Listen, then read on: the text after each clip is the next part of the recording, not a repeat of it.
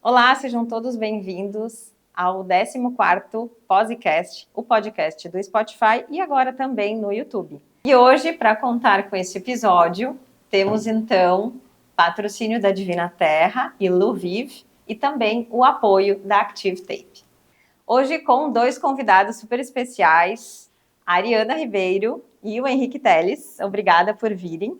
Eles vão contar um pouquinho sobre um trabalho super importante que eles fazem, muito rico de detalhes e encantador.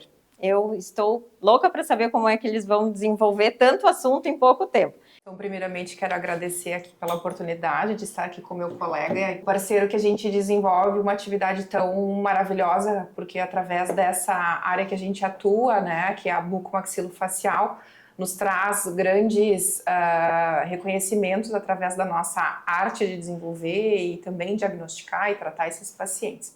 Então, eu sou a Ariana Ribeiro, venho de Santa Catarina, sou lagiana, sou da Serra. Fiz a minha formação, graduação em odontologia em Lages, na Universidade do Planalto Catarinense, a Uniplac. E aí o sonho de ser cirurgiã era grande, então despertou isso no 5º semestre. E aí resolvi vir para o Rio Grande do Sul para realizar a minha formação e dar continuidade. Então a minha residência foi realizada na UPF, Universidade de Passo Fundo, junto com o Hospital São Vicente de Paulo. Então fiz a minha formação nesse ano de 2009 até 2011. E depois disso, executei a minha profissão, tive um probleminha de saúde, o qual eu tive que parar um pouquinho, me dedicar um pouquinho à minha saúde. E aí, com isso, vim para Lajeado, que a minha rotina seria muito melhor. E aí, com isso, para retomar as atividades, eu me vinculei à Fundef, né, onde o Henrique já conduzia a Fundef dentro da odontologia. Me aceitou como voluntária, né, para que eu pudesse retornando para minhas atividades profissionais, e foi aí que eu comecei a me inserir dentro do mercado de trabalho dentro de Lajeado. E também fiz a minha formação em harmonização facial, que hoje eu digo que ela é a cereja do bolo, então aonde com a nossa especialidade ela acaba trazendo grandes benefícios, um olhar também mais específico. E aí atendo no consultório, atendo no hospital, faço a parte de trauma também dentro do Hospital Bruno Bora e as cirurgias que a gente veio falar, que é a cirurgia ortognática. Isso aí. Passa a bola para o Henrique agora. Maravilha. Então tá, primeiro eu queria agradecer, Fer, o convite, né? Muito especial estar aqui. Não sei se eu tinha feito algum podcast na minha vida. Opa! Mas acho que é legal. Eu sempre vi, acompanhava e sempre achei muito interessante de fazer. E acho que atrai, e a gente acaba falando um pouquinho de nós, nosso trabalho, nosso desenvolvimento. E então, mais uma vez, obrigado pelo convite aí, tá junto com a colega e parceira Ariana. E então vamos lá. Bom, eu me chamo Henrique Teles, aqui na área que é Catarina, eu sou paulista. Opa! Paulista. Essa informação eu não sabia. Então, sou do interior de São Paulo, bem interior, cidade chamada Bauru. Bauru praticamente é o centro da odontologia, sempre foi praticamente do país. E aí eu fiz minha formação lá, fiz minha graduação, e quando acabei a graduação eu já entrei no Centrinho lá. O Centrinho é o maior centro de deformidades de face do Brasil. E então é vinculado à USP lá, eu fiz toda a minha formação, minha residência lá. E lá foi onde eu realmente me apaixonei pela cirurgia. E principalmente o assunto de hoje, que é o assunto que para mim é o mais apaixonante. Eu sempre tive um carinho especial muito pela cirurgia ortognática. Bom, aí então seguindo minha trajetória, eu acabei lá a residência lá no Bauru, no Centrinho, um pouquinho mais velho, né? Me formei em 99, acabei lá. Em 2013, 2004 eu inseri no mestrado aqui em Porto Alegre. Aí fiz mestrado de bucomaxilo. Em 2003, 2004 defendi o mestrado, em 2005 já entrei no doutorado. Em 2009 eu concluí o doutorado. Nesse meio termo, como eu saí de Bauru, que era o maior centro de fissurados de deformidade de face, eu sabia, quando eu vim para Porto Alegre fazer o mestrado e doutorado, eu sabia que existia um centro chamado Fundef, que era o maior centro de referência de fissuras do Rio Grande do Sul. Só isso que eu sabia. Aí quando eu estava no mestrado, eu conheci uma colega, ela é ortodontista e ela é de Lajeado. E aí, conversando com ela, eu disse, não, mas eu sou de Lajeado, eu conheço a Fundef. Aí os caminhos começam a se cruzar. Aí ela me convidou para eu vir conhecer a Fundef. Quando eu vim conhecer, isso em 2004, ainda estava no mestrado, e aí inclusive o Dr. Davis, falecido Dr. Davis, ele pediu para eu dar uma aula, eu dei uma aula contando o que a gente fazia, desenvolvia em Bauru, no Centrinho. Quando eu acabei a aula, ele me convidou para vir trabalhar na Fundef. Isso eu estava no mestrado. Se encantou direto com o teu trabalho, que legal. Aí, minha intenção era voltar para São Paulo, na verdade, não era ficar no Rio Grande do Sul, mas sempre gostei do Rio Grande do Sul, sempre gostei do estado, sempre me identifiquei muito com o Rio Grande do Sul. Mas aí me toca muito, né? Porque a gente está no doutorado, a gente está no início da nossa vida profissional. A gente não sabe o que a gente espera, onde vai trabalhar, o mercado de trabalho, o que a gente vai ter. É uma indecisão e uma angústia muito grande que todo mundo passa por isso quando está se formando. Então, ter uma oportunidade de trabalhar num centro, coordenar um centro, mexe bastante, né? E aí, nisso, eu continuei no doutorado e aceitei o trabalho da Fundef. Daí eu vinha uma vez por semana, continuava meu doutorado em Porto Alegre, vinha uma vez por semana para Lajeado. E aí comecei a desenvolver. E aí eu lembro que na época começamos a fazer odonto, e isso eu falo, e eu já fazia ortognática desde... Comecei a fazer em 99, em 2000, faz 25 anos. E quando eu entrei na Fundef, eu lembro que a gente fez a primeira cirurgia ortognática aqui de Lajeado. Porque o pessoal não... Tinha uma outra equipe que trabalhava, muito competente, só que eles faziam enxerto e não desenvolviam ortognática. Então, a primeira ortognática foi da Andriara, se eu não me engano, o nome dela, em 2004. Nós estamos falando... De 20 anos. 20 anos. Estamos ficando velhinha, viu? Por isso que tá tudo marcada, Ah, 20 anos de legal. cirurgia. Então, e aí acabei apaixonando e vindo, e aí coordenando, aí comecei cada vez mais a vir para Lajeado, montar consultório, e aí estamos na Fundef oficialmente mesmo, trabalhando desde 2007, que eu coordeno ali a parte da odonto, e hoje, muito grato por ser diretor técnico ali da Fundef. Que legal. E para o público que está nos assistindo, nos ouvindo, conta um pouquinho para eles entenderem o que é a cirurgia ortognática e depois quais outras cirurgias que vocês também atuam. Perfeito. Né? Deixa eu primeiro as mulheres, né, falar. A cirurgia ortognática, na verdade, nada mais do que, primeiro, diagnóstico, né? É você entender e trabalhar com deformidades. A gente trabalha na Fundef com deformidades muito importantes que são visíveis, né?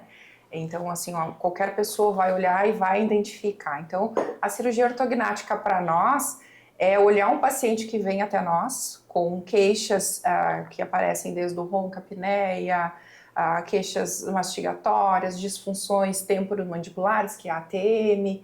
E aí você vai avaliar esse paciente, fazer uma análise facial, vai fazer um exame intraoral, vai pedir os exames de imagem, radiografias, modelos, para que a gente possa fazer essa análise. E aí, com isso, a gente vai identificar.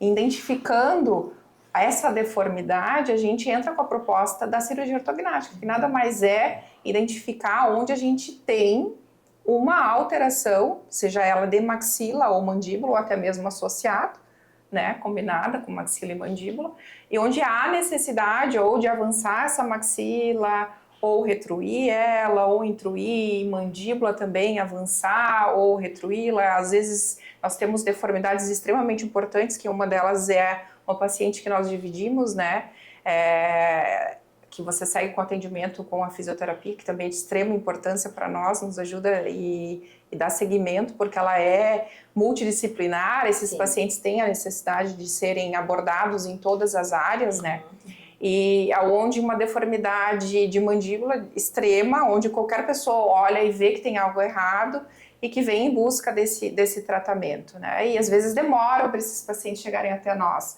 porque eles são tratados muitas vezes compensados. O que seria compensado? Abrir a boca, evidente, tratar apenas dentário, né? Que vê que está mal posicionado esses dentes, e aí esquecem de avaliar a questão de posicionamento ósseo, avaliar se esse paciente tem alguma repercussão respiratória, se somente é a função ou se também temos a estética, que também vem pacientes atrás desse tratamento, né, dessa cirurgia, através para resolver também queixas estéticas bem importantes, né? Sim. E então a gente segue com a cirurgia ortognática, sendo uma das cirurgias mais complexas dentro da bucomaxilo, né? Claro que a gente tem reconstruções, tratamentos bem maiores também, mas ela é ainda mais complexa e o paciente fica assim, nossa, que susto, né? Como assim uma cirurgia ortognática desse porte, né? Sim. E antes, quando tu falava, até para o pessoal entender, então, né? Mandíbula, a parte de baixo, maxila, a parte de cima. Isso Às mesmo. vezes a pessoa pode ter o que o pessoal fala, né? Mandíbula para dentro, né? Que às vezes precisa vir, vou falar em dito popular, né? Para fora, ou ao contrário também acontece, né? Ou então tem aquela dor, né? Nessa região aqui, que ela falou em ATM, enfim, daí é um universo muito complexo. Eu já vi esses dois operando, gente, é lindo de ver para quem gosta de cirurgia, né? E vocês fazem tudo de uma forma maravilhosa, é encantador ver esse tipo de cirurgia, porque... E o detalhe é que não existe receita de bolo, né? Cada paciente chega com um tipo de alteração, deformidade, ou seja lá qual necessidade, e vocês têm que criar uma perspectiva de cirurgia específica para cada paciente. Não é que abdominoplastia é abdominoplastia, né? Enfim, a otoplastia é otoplastia. Não, vocês têm que criar uma cirurgia específica para cada paciente. E aí que entra o universo encantador dessas cirurgias, né? Perfeito. É isso aí. E como você falou, só vou fazer mais um comentário, e como você falou da disfunção temporomandibular, da questão, né, da maxila para frente ou maxila para dentro, ou aquela gengiva que você sorri só aparece ela, isso, que é uma das queixas também dos pacientes. Não comentei dessa. Ou a mandíbula que vai, né, que está lá atrás ou que está à frente, e às vezes o paciente olha, às vezes ele vem com a queixa de que ele tem a mandíbula muito para frente. E, na verdade, nós vamos traçar essa análise, por isso que é muito importante essa avaliação, que ela é única.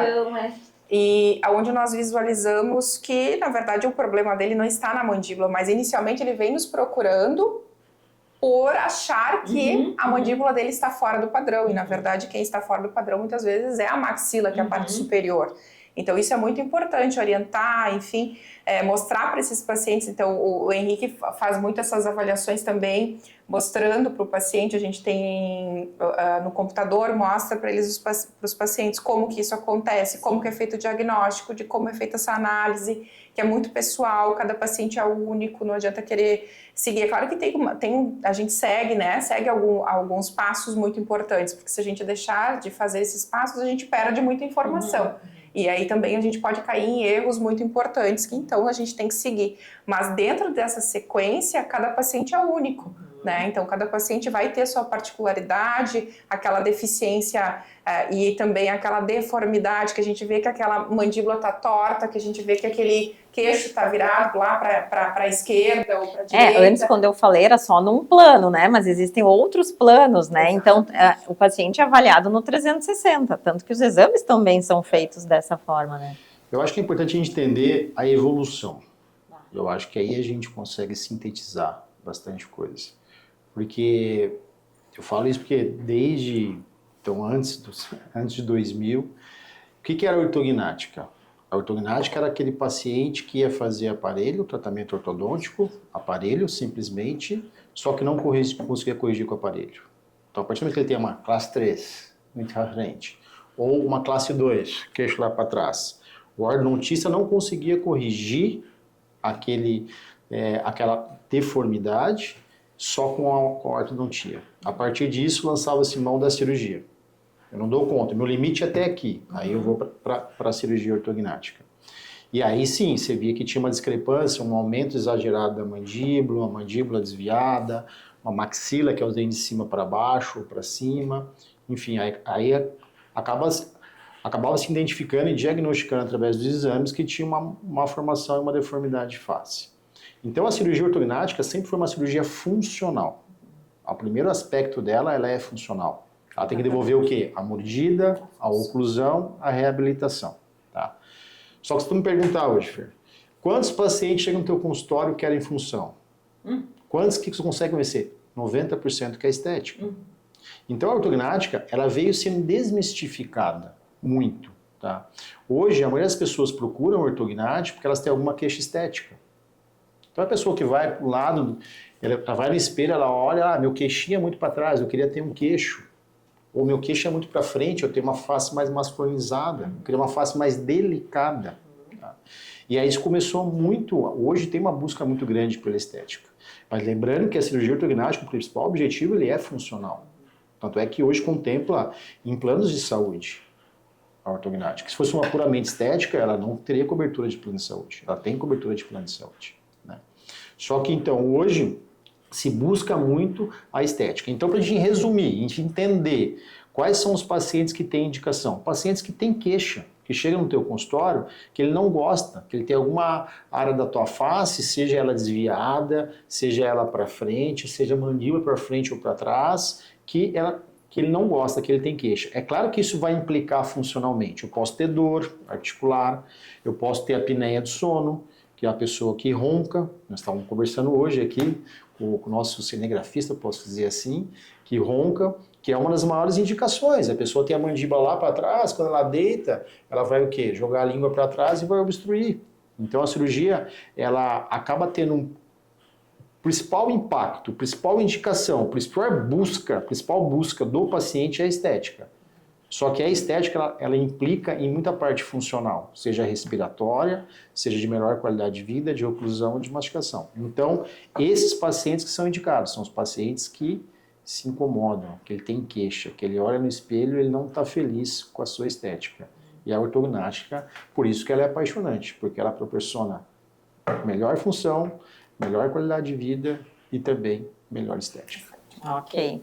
E essa cirurgia se indica a partir de que idade? Se a gente já vê alguma alteração ou deformidade numa criança ou adolescente, a partir de que idade dá para se fazer esse tipo de cirurgia? A cirurgia ortognática, ela sempre foi preconizada quando a pessoa acaba o crescimento. Ou seja, estamos na fase adulta. Tá? É claro que a gente vai ver a mulher, a menina, ela cresce mais rápido. Então, uma menina hoje com 16 anos, está no final do teu crescimento, praticamente. O homem, às vezes, vai até 18. Tem vários índices, como o índice Carpal, alguns outros índices, para você avaliar e realmente ver se a pessoa acabou de crescer. O que é ideal? O ideal é ter acabado o crescimento e operar, para você não ter recidiva. Existem exceções? Existem exceções, que você opera antes de terminar o crescimento. O benefício, ele supera uma tal recidiva. Por que você fala que opera depois? Porque a pessoa já parou de crescer, ela está estável. Imagina se eu vou lá, está lá na frente, a gente vai lá e coloca a mandíbula para trás. Aí chega, continua crescendo e ela tende a voltar. Sabe muito bem na fisioterapia. A gente vai contra nossos movimentos. Né? Então, o nosso corpo tende a voltar como ele era. Então, se eu tenho crescimento ainda, a tendência de eu ter recidiva é muito grande. Então, no ideal, para a gente entender, fase adulta. Quando uma pessoa é criança diagnosticada, tem 6, 7 anos, por exemplo, já tem uma mordida classe 3. Bom, no fissurado a gente tem muito isso dentro da Fundef. Você estimula o quê? Com ortopedia. Então, hoje tem aparelhos funcionais que vão estimular crescimento. Seja ele de mandíbula, seja ele de maxila, que você faz durante o período do crescimento. Não conseguiu sanar, não conseguiu solucionar, aí, quando acabou o crescimento, é indicado a cirurgia ortognática. E a gente falava antes da evolução da ortognática, né? Sim, foi. O que tu vê, assim, de características mais cruciais, mais importantes em toda essa evolução? São os exames, é a percepção do olhar de quem já tem experiência, é tudo junto, os aparelhos, né? Como tu vê essa evolução nos últimos 20 anos? O Fer, você deixa a gente numa enrascada, né? Porque assim, ó, tu faz uma pergunta que a gente dá em 10 horas de aula. Assim, e é legal porque a gente tem um curso também de ortodontia e a gente ministra sempre a aula de cirurgia ortognática, né? Então, ele tem módulos, né? A gente dá 10 vezes. Então, a evolução da ortognática é uma coisa fantástica. Ela é fantástica. Ela começou muito tempo atrás, já se faz ortognática, 30, 40 anos. Eu ia dizer, tem registro de quando foi a primeira ortognática no Brasil? Não sei, mas no Centrinho foi um dos primeiros, porque quem trouxe foi o Dr. Larry Wolford, foi um dos primeiros precursores. Não só ele, tem outros precursores que fazem, né, que até dão nome, né? René Lefort, por exemplo, é um francês que dá um nome. E tem vários outros, eu não vou falar aqui para também não ser injusto de quem iniciou. Mas assim, lá no Centrinho foi o Dr. Larry Wolford que praticamente levou a ortognática para lá. Eu lembro que o Mazzottini, falecido já, meu preceptor, ele começou a ver o Larry Wolford fazendo e começou a fazer a ortognática. Isso nós estamos falando da década de 70, 80, já estava se fazendo ortognática. Só que a ortognática se importou de evolução. A evolução da ortognática é fantástico. Ela tinha um estigma assim, ortognática, Deus me livre pensar em ortognática. Cara, a pessoa está louca. Pós-operatório é o pior pós-operatório que existe de ortognática. Por quê? A ortognática ela vai fraturar o osso, nós vamos fazer uma osteotomia, porque a gente tem que avançar a maxila ou recuar a mandíbula, melhorar o perfil do paciente. E aí, para você estabilizar isso, antigamente não existia placa e parafuso. Era fio. Então a gente pegava... Trazia no fio de amarre. Você pegava os dois ossos fraturados, passava um fio, amarrava, e aí, para ter estabilidade, você amarrava a boca. Meu Deus. Então a pessoa ficava 45 dias assim, com a boca amarrada. Então essa evolução, ela veio assim de uma forma fantástica para os pacientes. Porque a partir do momento que, imagina que a pessoa ficava com a boca amarrada, então 40 dias, 45 dias, falava assim, tinha que se alimentar assim, higienizar assim e não abrir a boca. Ah, eu quero bocejar. Meu Deus. Quero falar. Meu Deus. Você não fala? Não faz nada? Ficava assim. E aí a pessoa tirava...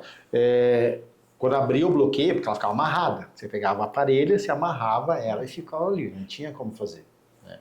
Então a pessoa emagrecia um monte, a higiene era péssima, ficava toda inflamada, a pessoa no nível de estresse, ansiedade lá em cima, você imagina a parte fisioterapia muscular, como é que ficava. Meu Deus. Né? Tu já imagina o que ficava 45 dias. Então assim, o pós-operatório, quando se falava em ortognática, falava, meu Deus, ortognática é terrível. E era mesmo, e era sofrido. E eu acompanhei muita parte desse pós-operatório de cirurgia ortognática. Aí quando surgiu o advento das placas e parafusos, o que são placas e parafusos? Quando a gente faz o cortezinho no osso, são microplacas que a gente coloca com microparafusos, que é ela que vai estabilizar aonde deu aquele cortezinho. Tá? Eu sempre brinco com os pacientes, quando eu fraturo um braço, eu posso engessar. Eu vou lá, engesso e deixo cicatrizar o osso. Eu não vou engessar a face. Então eu corto, coloco aquelas mini placas e coloco os parafusos. Isso vai estabilizar. A partir do momento que eu tenho as placas e os parafusos, eu não preciso mais deixar a boca amarrada. Só isso já é uma baita evolução, né? Porque daí você sai de um patamar da ortognática que era tenebroso pós-operatório para um pós-operatório da boca aberta, a pessoa conseguindo falar, a pessoa conseguindo higienizar, conseguindo ter uma vida normal. Tá? Então teve uma evolução muito grande para isso. Tá? E não para, porque a evolução ela é constante, né? E a gente então continua se estudando, fazendo pesquisas e evoluindo. Tá? Todo o planejamento da cirurgia ortognática, porque o que é o fundamental da cirurgia ortognática? Isso eu falo para todos os estudantes, para quem for, durante da aula, o que acontece? A grande diferença é você saber fazer um diagnóstico. Tu vai começar a ter um resultado bom se você desde o início teve um diagnóstico correto. Um diagnóstico correto, ele começa você quantificando a face.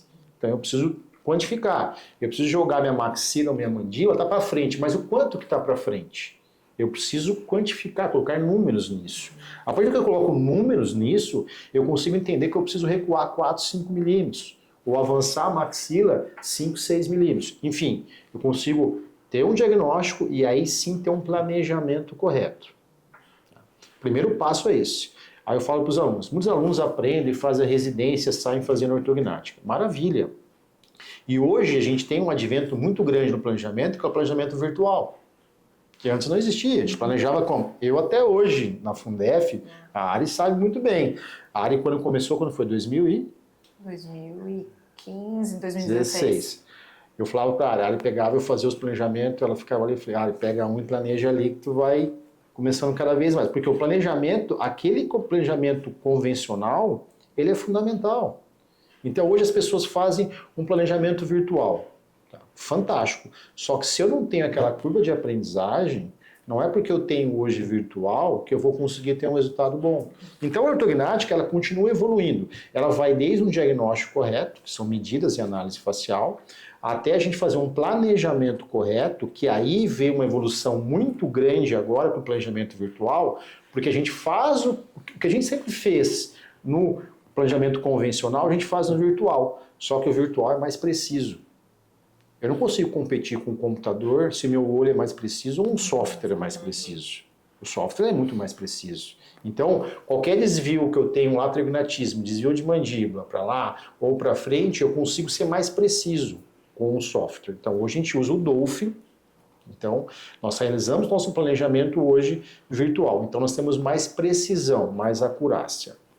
Bom, continuamos a evolução ainda. Saímos de uma boca fechada, uma boca aberta, com pós-operatório melhor, um planejamento muito detalhado, porque só vai conseguir ter resultado bom, porque a ortognática são vários passos. Eu começo com uma análise facial, cefalometria, faço um planejamento, faço guia, tenho que ter precisão na cirurgia, cuidar no pós-operatório para eu tentar chegar no resultado que eu quero. É um caminho muito longo. Então, quando eu facilito esses caminhos, né? quando eu facilito esses caminhos, ele melhora muito.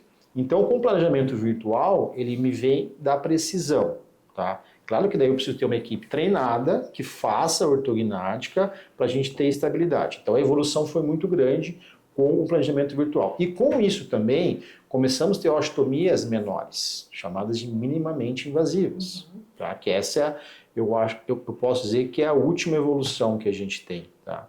Porque eu enxergo mais, eu vejo mais, por mais que eu já tenha um conhecimento, uma estradinha um pouco mais longa, mas eu consigo ver mais no planejamento virtual, né? Então eu consigo saber e reproduzir isso para a cirurgia, às vezes com osteotomias, com cortes um pouquinho menores, com cirurgias mais rápidas, cirurgias mais delicadas e aí sim ter um pós-operatório.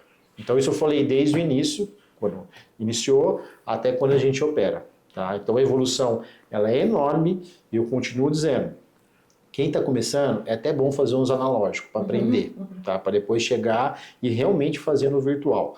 E aí sim você vai ter uma precisão e um cuidado melhor. Então a evolução foi enorme. E aí depois vem a evolução no pós... Vou parar de falar que senão só eu falo. Aí depois vem a evolução no pós-operatório, que daí eu deixo para a área aí continuar, porque o pós-operatório ele é fundamental. E aí a área que vocês estão bem atuam, né? A área e você. E ela é fundamental para ter um pós-operatório de excelência, conseguir ter o resultado que eu esperei, manter aquele resultado que eu tenho. Então hoje eu digo que tem paciente, alunas, tem uma aluna nossa que nós operamos, ela em 4 dias estava trabalhando e voltando à vida real. Não, isso é pena que a gente não pode mostrar aqui, né, no nosso podcast, imagens, né, as pessoas falavam, nossa, ortognática, tu vira um monstro, né, um monstrinho, e ela é muito restritiva em função de, né, de como era. Agora a gente está vendo realmente evoluções mais rápidas, menos dolorosas até, né? E estamos nos surpreendendo com as evoluções e com todas as tecnologias e recursos que a gente tem hoje, né? Antigamente a gente não tinha as bandagens, não tinha lasers, não tinha tantos outros recursos que hoje em dia são fundamentais, né? Então eu queria pedir para vocês, né? Então tá na bola da vez da Ariana, né? Me fala um pouquinho e fala para as pessoas sobre a importância da físio também na reabilitação em conjunto com os teus atendimentos. Claro, com certeza. Então, assim, antes de só falar sobre a fisioterapia, eu gostaria de só fazer mais um adendo ali em que o Henrique estava falando. Então, como ela existe vários fatores, né? E que aí a gente vai chegar lá na físio. Então, esse paciente, como eu já iniciei falando que ele é único e ele é especial, ele tem que ser avaliado desde a parte psíquica desse paciente, porque ele traz componentes importantes, comportamentais, emocionais de extrema importância, porque pacientes com grandes deformidades, eles têm alterações também no seu comportamento e também a vivência com a comunidade, né, ou seja, ela social, ou até mesmo dentro de casa, com os seus em casa, se torna um pouco diferente. Então a gente tem pacientes onde até o fato deles se comportarem no colégio é de uma forma diferente, porque eles são mais tímidos, mais introspectivos. Então, é de extrema importância a gente falar disso também, né? Em que, então, assim, esse paciente, ele é um todo, ele não é só essa deformidade em que a gente tanto, que o nosso olho bate. Eu estava em Bento Gonçalves num curso, agora, final de semana passado, aí, o padrão da região, né? Muito mais gringo. E aí, eu saí operando todo mundo, né? Porque aí tem mais mandíbula, né? Então eu saí operando, eu passei os olhos, eu disse até para minha colega, que também é bucomaxilo, mas acabou não seguindo a área. E eu disse assim para ela, Aline, tô operando todo mundo aqui já. Então, assim, mentalmente. Então, isso acontece, né? Só que a gente tem que entender que esse paciente não é só isso, né? Só essa deformidade, só essa alteração. Então, existem vários componentes. Eu acho que esse é um dos mais importantes também, porque a gente pensar em preparar esse paciente é uma trajetória, né? E o Henrique estava falando que às vezes a gente antecipa um pouquinho essa fase, pensando no benefício antecipado, né, da cirurgia, porque a gente vai pensar no quê? Se existe uma alteração comportamental muito importante, esse paciente não vai se desenvolver, não vai se inserir na sociedade de uma forma ideal e esperada, né? Então, muitas vezes a gente tem que atuar antes, né? A gente tem que vir antes, para quê? Para que a gente possa dar condições para que ele se sinta melhor, e tanto funcionalmente quanto estético. E as deformidades, que são essas alterações, né, muito importantes, elas afetam muito a estética. Então, eu sou uma pessoa classe 2, né, candidata à cirurgia ortognática, né? Então, assim, e é claro, eu sou compensada. O que eu falei lá no começo, né, sobre a compensação? É quando o Henrique estava falando lá que o ortodontista preparava dente, pensava em oclusão, e aí só que ele chegava no ponto que ele não conseguia fazer isso, porque a mandíbula, vamos pensar assim, a mandíbula era muito maior, né, muito mais para frente, e não conseguia se colocar a tampa da panela, que a gente usa essa expressão muito no nosso consultório, né, que é colocar essa maxila para cima, e esses dentes cobrirem os dentes de baixo. E aí já chegava lá na decisão da ortognática, mas era o fantasma, era realmente quando muito indicado, e mesmo assim a gente vê muitos que foram indicados e que não foram feitos, né? E aí se viram sequelas importantes. Eu ia até dizer, e como é que acontece, assim, que nem tá? Aí foi feito toda uma reestruturação da parte dentária, e daí chega lá, tá, é ortognática. O que acontece? Usa o aparelho para voltar ao zero, só, né? Porque Exatamente. Às vezes, como é que faz quando chega nesse ponto? E a gente ainda recebe esses pacientes no nosso consultório, né? E pacientes que passaram por um tratamento inicial ortodôntico, que foi tentado compensar esses dentes, tentar colocar na posição, né? Melhor, ideal, para uma oclusão e para uma função, para que ele possa ter uma função mais melhor, né? E aí quando ele chega até nós, porque daí ou ele viu alguém, ou porque agora está muito difundido, né? A nossa profissão também, a nossa especialidade está mais difundida, que isso também traz com que o olhar do paciente venha até nós também, às vezes até espontaneamente, sem ter uma indicação prévia, né? Mas ele vem porque ele tentou vários tratamentos, e aí no decorrer da sua vida, aí veio um ronco, né? E a apneia, porque a mandíbula está muito para trás, né? E aí ele vem para nós já compensado, né, com esses dentes numa posição que não é favorável para que a gente venha operar. E aí a gente tem que ter um colega, um ortodontista, né, por isso que já a gente já tem aí vários profissionais junto conosco para que a gente possa ter bons resultados, por isso que são várias variáveis, né. Então a gente pede para o nosso ortodontista ele descompensar, piorar o caso. Então fica muito ruim, o paciente se sente tudo de novo, né, ou passar por isso tudo de novo. Mas uma coisa importante que você falou, Fer, é isso. Por isso que eu sempre falo, a gente fala nos cursos onde a gente dá. O paciente tem queixa, ele tem que fazer a avaliação primeiro, tá? Porque como você falou, os caminhos são opostos. Ou eu vou para o norte ou eu vou para o sul. São dois caminhos opostos que eu tenho. E o paciente, quando ele tem uma tomada de decisão. Eu vou fazer um caso cirúrgico, que eu vou para ortognática, ou não vou fazer cirúrgico. Tá? O problema que eu vejo é assim, quando o paciente faz uma avaliação, a gente faz uma avaliação bem completa, minuciosa, a gente mostra tudo para ele, o que ele vai passar, que ele vai ter que fazer ortodontia, se compensar, o pós-operatório, mas no final ele busca, ele vê o que ele quer, aonde ele quer chegar, qual é o resultado que ele espera. Então o que eu tenho que conversar com o paciente é ver o quê? Qual que é a expectativa dele. Exatamente. É isso que tu espera? É isso que tu quer? Então o teu caso é cirúrgico.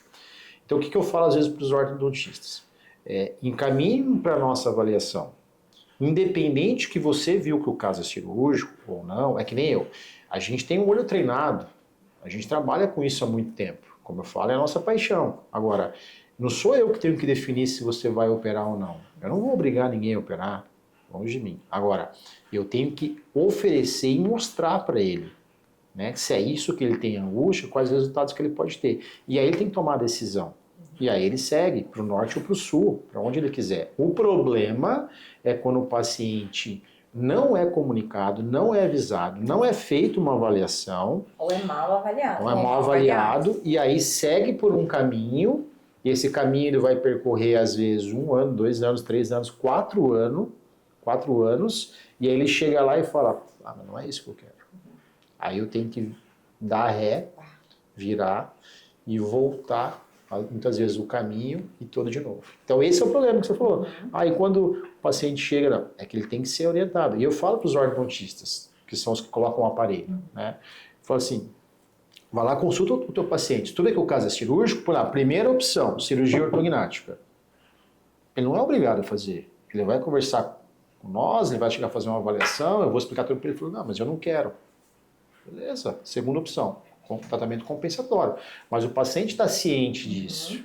Né? Então a gente tem que ter muito olhar de escutar o nosso paciente, ouvir isso, o que ele quer. Se a gente ouvir o que o paciente quer e ver a expectativa dele, nossa chance de sucesso é muito maior. E ele, também a frustração dele é muito menor. Exatamente. E aí, quando o Henrique fala sobre isso, esse olhar desse colega, desse dentista também, né? Porque o ortodontista, deixar claro quem é o ortodontista, né? A figura, ele tem a mesma formação que nós de base, só não na área cirúrgica, mas ele tem a formação que é colocar aparelho, né? Melhorar a oclusão, que é tão importante, né? Que é devolver o que está errado para colocar nessa posição, né? E aí, muitas vezes, o que acontece? Não existe essa conversa, né? Então, e há necessidade. E hoje a gente já percebe isso, que vem acontecendo com muito mais facilidade. Então, assim, há 10 anos que eu estou, quase 10 anos que eu estou contigo, né, Henrique? Nós estamos lá na Fundef e também dentro do hospital, com as cirurgias no nosso consultório. A gente percebe que isso vem evoluindo. Porque, assim, a gente está recebendo mais pacientes indicados antes de pensar numa compensação. Porque o olhar está se voltando para o que esse paciente quer, para o que ele busca. Qual é a queixa principal? Por que você veio aqui? É por causa só do dente torto? Tem gente que vai procurar ortodontista só porque está o dente torto, né? Mas tem muitos que chegam lá e dizem assim, mas eu vejo um problema que aqui está muito fundo, né? Isso aqui é fundo, eu tenho bigode, né? Ou assim, a sensação que eu tenho que isso aqui é muito grande, esse é pequeno. Ou isso é muito grande e esse aqui tá lá atrás, né? E às vezes até o paciente tem até uma percepção errada, que foi aquela que eu comecei comentando, né? Que às vezes a visão dele é aquela, mas na verdade a gente vai observar e a deformidade ela é outra. E aí esse colega vai fazer essa indicação, né? Para que a gente possa conduzir, chegar até nós, e inclusive esse tratamento ele acontece simultâneo, né? A gente vai acompanhando, a ortodontia vai avaliando, aí nós vamos pedir assim, não, a gente precisa que você traga esse dente um pouquinho mais para trás, para que o avanço depois seja maior da parte óssea, né? Para que a gente ganhe mais resultados. Então a gente vai mantendo esse diálogo para que a gente consiga evoluir. E ele é um tratamento que não é rápido, né? Então assim, existem descompensações que é esse tratamento preparar para a cirurgia ortognática que são mais rápidos, porque às vezes são movimentos mais suaves, mais leves. Mas na grande maioria são movimentos que o ortodontista tem que fazer maiores e aí demandam tempo. E esse paciente também tem que estar preparado, saber que aí a gente vem com aquele componente que eu falei lá, né, que é o emocional, ele tem que estar bem preparado, bem orientado, a gente tem que ter uma conversa aberta, falar de todas as vantagens do que vai trazer para ele, mas com isso existe um tempo, a gente não pode pular etapas, que é de extrema importância. É claro, quando a gente pensa lá no benefício antecipado, a gente não trabalha muito com oclusão, a gente não pensa muito nela. A gente está pensando melhor em devolver porque ele precisa respirar, né?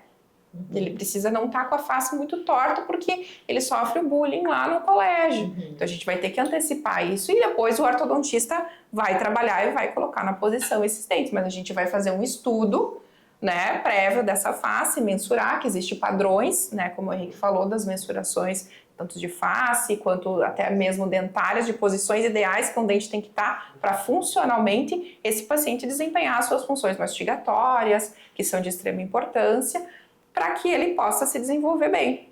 Então, aí quando nós entramos também na parte nutricional, a gente tem que avaliar muito bem também, porque vai mexer com esse componente aqui, por mais que ele está sendo acompanhado, que ele está orientado, sim, e que a equipe está ali junto com ele, a parte nutricional, ela afeta demais a parte psíquica desse paciente. Então, assim, o paciente sofre porque ele não pode comer o hambúrguer dele, que não pode comer a carne e o churrasco, né, no final de semana. Sim. Então, assim, e isso é também um tempo, porque ele vai evoluir para que essa alimentação volte ao normal. Então, a gente precisa ter uma nutricionista, até porque o aporte nutricional vai ser menor e, consequentemente, a gente tem que pensar nesse paciente como Sim, um todo. Aproveitando fazer um comentário que uma paciente fez semana passada, ou até essa semana, agora já nem sei. Ela disse assim que ela achava que ela estava sentindo fome. E eu disse, tá, mas qual era a frequência? Mas tu estava com Nutri, né? Eu lembro que eu te sugeri. Sim, mas ela disse, eu cheguei à conclusão que eu acho que eu estava sentindo falta de mastigar. Eu disse, bom, daí... Porque isso existe uma explicação para isso. Né? Existe uma explicação, porque quando a gente está mastigando, a gente dá para o cérebro o que? A informação de que estamos nos saciando. Sim, exatamente. Então, não é só encher o estômago de alimento, mas sim a percepção. Claro, o tempo que o alimento fica na boca quando você mastiga é completamente diferente de um gole de um alimento líquido, né? Tu só engole, tu deglute. E que também deglutição é uma coisa difícil no início, né? Tem o edema, não só o edema que a gente enxerga, mas por dentro, né? Por dentro tá tudo inchado. E além de que não só o edema, né? Porque às vezes tem edemas tão sutis. Essa paciente que operamos ontem, ela tá com um edema sutil, perto da complexidade dos movimentos, das osteotomias, que são esses cortes ósseos que foram realizados. Ela tá com um edema e em particular dela, ela está extremamente bem. Então, assim, e é claro, orientei muito ela, a questão assim, vamos fortalecer essas musculaturas também, musculatura de lábio, língua, lembrar, porque assim, a gente aprende a deglutir no primeiro momento que a gente sai da barriga da mãe, né? Coloca no peito, demora um pouquinho, mas é inato, né? Aquilo vai e flui. Mas é um aprendizado. Quando começa a inserir o alimento para a criança também, para o bebezinho, lá na fase da introdução alimentar, essa criança, o que vai acontecer? Vai cair da boca, por quê? Porque essa criança ainda não tem a força muscular adequada e ela precisa dessa maturidade, né, neurológica para se desenvolver, e ela vai aprendendo com o passar do tempo, né? E aí, às vezes, a criança textura, enfim, tudo isso que altera. E isso acontece conosco também. Então, eu gosto de dizer para os pacientes assim, é como se fosse baixar uma chavezinha e quando você sai da cirurgia, você reaprender tudo que você tinha aprendido lá na tua infância. Então, assim, ia ter noção e aprender que você tem músculos na face, que esses músculos, eles precisam ser estimulados, que a gente precisa prestar atenção quando for fazer o movimento. Né? Então, assim, e quando eu faço o movimento de deglutição, que é o qual você relatou, muitas vezes ele não está só correlacionado com o edema, mas ele está porque a gente alterou posição. Exato. Se eu altero posição, o que estava lá na minha cabeça? Eu tinha aprendido daquele jeito. E agora, né? O corpo faz assim, o que você fez? Eu preciso reaprender. Então, assim, a minha língua vai estar mais anteriorizada, eu vou levar essa mandíbula para trás, essa língua vai um pouquinho mais para trás, então eu preciso entender que isso tá tudo diferente. Então também maxila, quando a gente avança, o palato mole, que é uma estrutura que é o céu da boca, né? Não só a parte óssea, que é a parte anterior, mas principalmente a parte mole, ela vai vir para frente, então ela vai alterar também. Então tudo isso faz com que a parte funcional mastigatória ela altere. Então a gente tem treinos para isso, inclusive eu costumo falar para o paciente, já começa a treinar, e aí vem o feedback dos pacientes depois, eles dizem assim, nossa, eu não sabia que eu não sabia fazer isso, e é uma coisa que é fazer biquinho, sorriso máximo, né, tirar a língua para fora, pôr a língua para fora, treinar o famoso esse que os pacientes sofrem bastante, né, depois do pós-operatório, para eles aprenderem a reaprender a fazer. Muitos antes mesmo da cirurgia não sabem fazer, Por quê? Porque não é uma musculatura trabalhada, né? Ela precisa ser trabalhada e tonificada, igual ir para academia e fazer isso. Então, também é de extrema importância. E aí, depois, pensando, passamos para o procedimento, né? Foi para o psicólogo, né? Passou pela avaliação lá da nutricionista. A gente também tem que pensar nessa avaliação que vem a tua parte também da fisioterapia.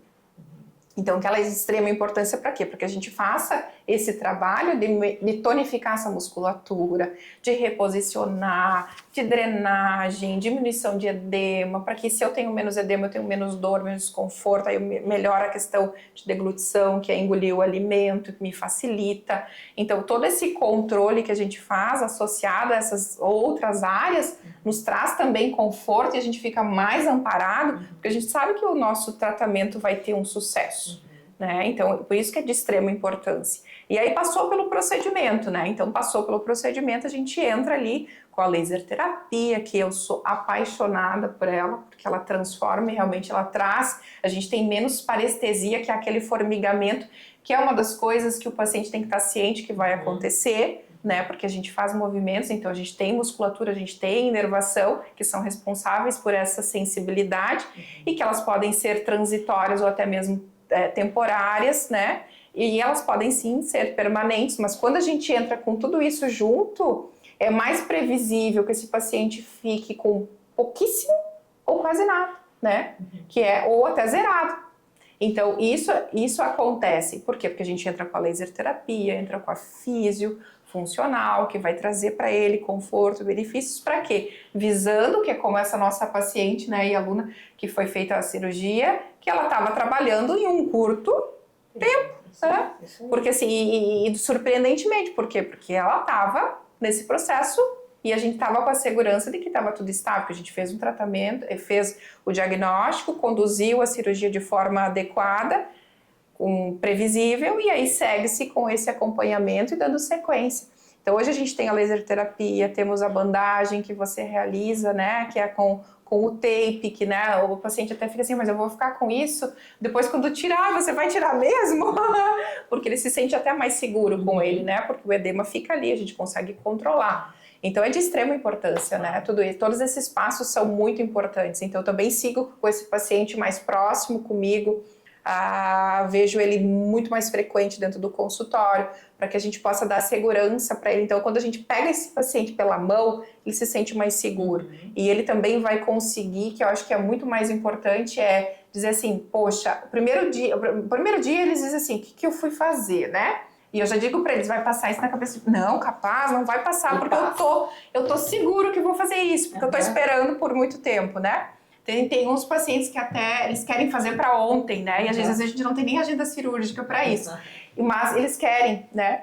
E aí quando chega, eles dizem, meu Deus, eu fui fazer isso mesmo? Por que eu fui fazer? Então vai passar pela cabeça. Só que passa e tu esquece, porque os benefícios são tão grandes que isso acaba sumindo. A gente tem esse poder, né? Nossa mente acaba esquecendo alguns momentos da vida porque os benefícios são tão grandes que a gente acaba esquecendo disso tudo. E quando a gente explica para o paciente assim, o trauma cirúrgico, ele é um trauma programado. A cirurgia, a gente sabe as consequências desse trauma programado. E se a gente saber exatamente isso, e se a gente consegue reduzir, minimizar pelo menos, a gente não tem como impedir, a gente tem como minimizar, a gente tem grandes benefícios, né? Que é o taping entra aí, o laser entra aí também, né? De acelerar, otimizar processos, né?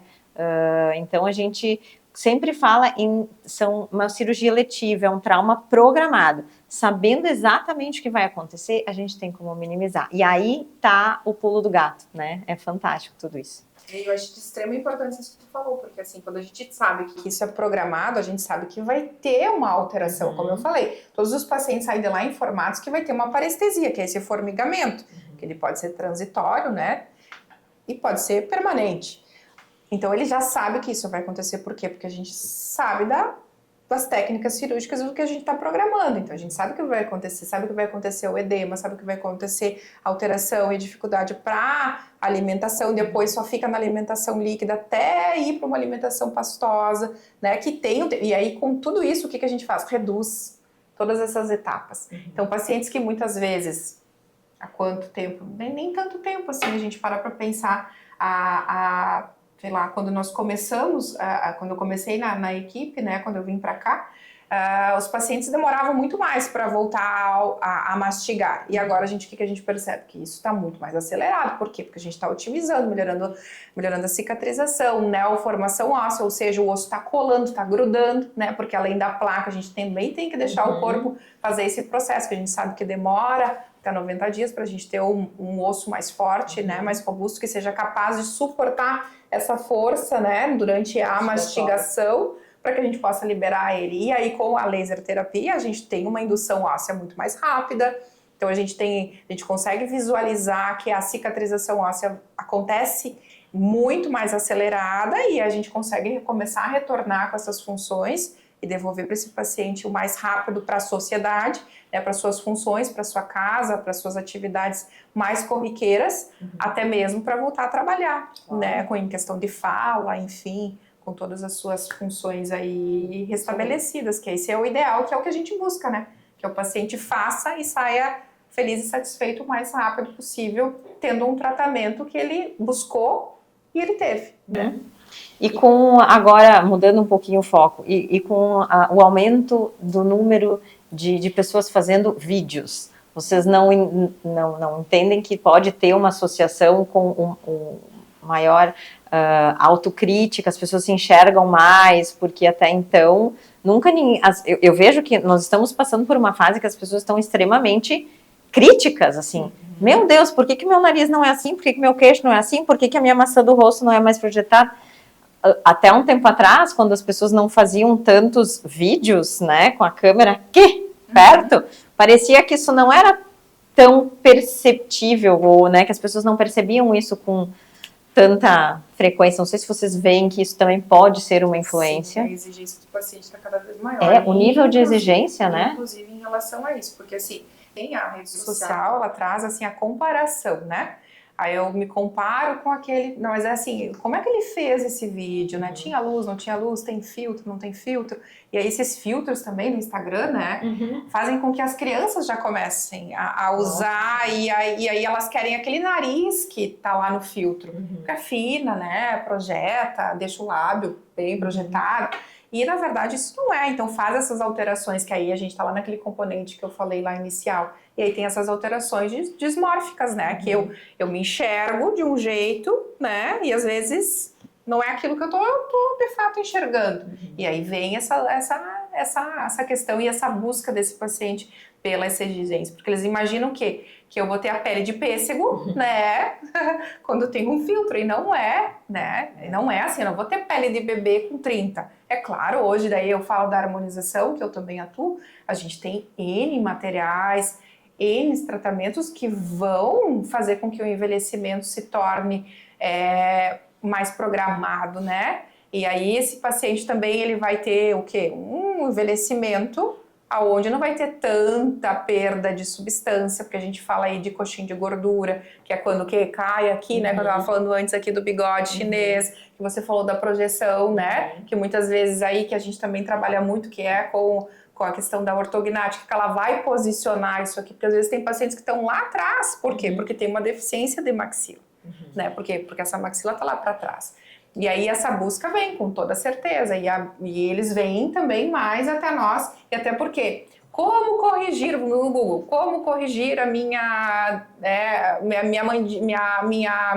maçã do rosto é muito para trás. Aí vai lá, tu dá o Google, vai vir lá, a cirurgia ortognática tá aparecendo também, né? As próteses também, que é uma das coisas que tá surgindo, que são essas próteses que a gente coloca ali, né? Para projetar também existe, que é uma parte da harmonização mais definitiva, que a gente consegue deixar esse material sólido ali para projetar e ganhar. Também quando o paciente quer fugir da ortognática extrema, que também existe, né, essa questão, às vezes até tem limitações sistêmicas, ou seja, o paciente não pode passar por um procedimento cirúrgico tão grande, tão invasivo, e aí se pensa nessas outras áreas que a gente também traz de benefício, que a gente usa muito também, né, Henrique?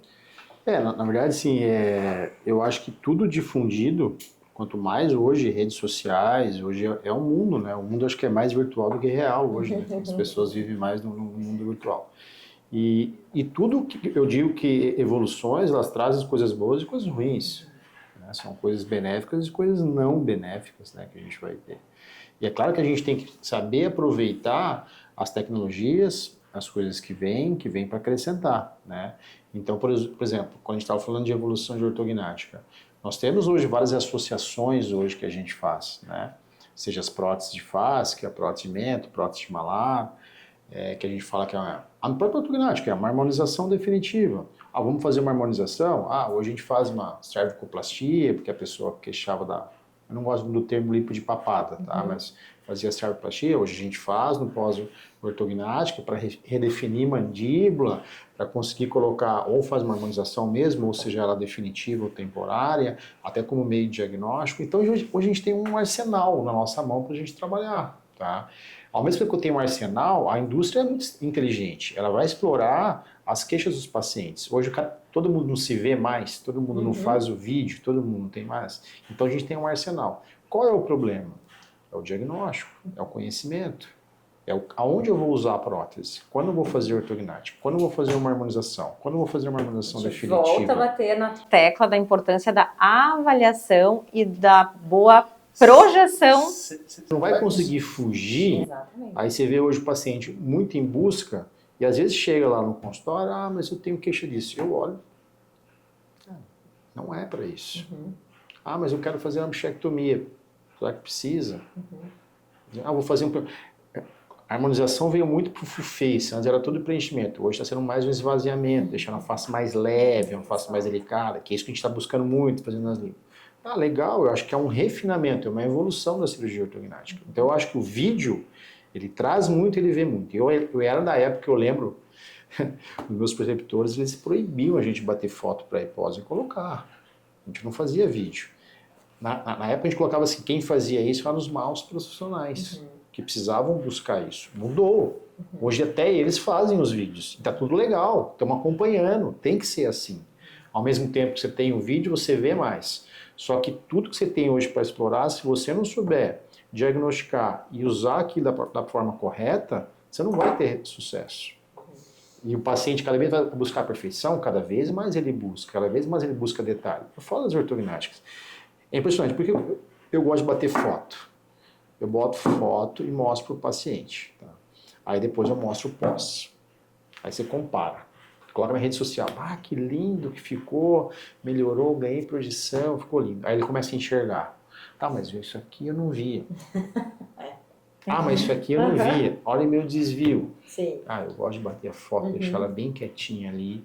Aí depois eu gosto. Não, você tinha. E é muito claro que você começa a enxergar. Como mulher, claro. Exato, ele esquece, que nem eu te falei, aquela chavezinha, abaixa a chave e ele tenta reconectar, porque outra também, né? Tu imagina a tua autoimagem. Sim. Tu te olhar e tá totalmente diferente. Primeiro porque no começo tu não tá legal, né?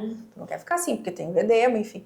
E aí tu não consegue movimentar lábio, então a função tá alterada. Então, assim, daí chega nessa parte, o paciente, ele se esquece e completamente. E a harmonização, tanto a harmonização lá, quando a gente fala lá nos preenchedores que fazem esses volumes, que mascaram essas deformidades de face, que está sendo usado em larga escala, que eu também tenho uma crítica em relação a isso, que a gente tem que o quê? É diagnóstico, né? Porque esse paciente, porque a gente vê muitos pacientes que chegam até nós, é ruim usar essa palavra, mas assim, passam por vários procedimentos seriados, né? Às vezes cirúrgicos, fazem rinoplastia, fazem adenoide, fazem, enfim.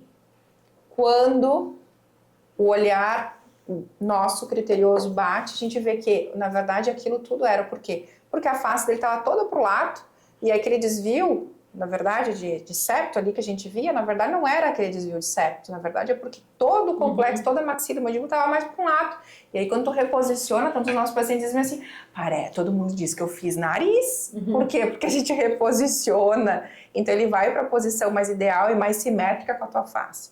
Então assim, a gente vê isso, né? Que pacientes que buscaram muitos procedimentos porque não sabiam até o que buscar, eles passam por vários procedimentos e às vezes até mutiladores, né, Henrique? A gente já viu coisas assim tristes de se ver. Então, por isso que é muito importante a busca de um profissional capacitado para isso, né? Porque assim, não é superindicar também tudo, não, tudo é ortognática. Não, tudo não é ortognática. Existe também algo menores onde está a função, que nem eu. A minha função, ela é preservada. Só que eu tenho queixa, porque meu mentinho tá lá para trás, porque tem a deficiência.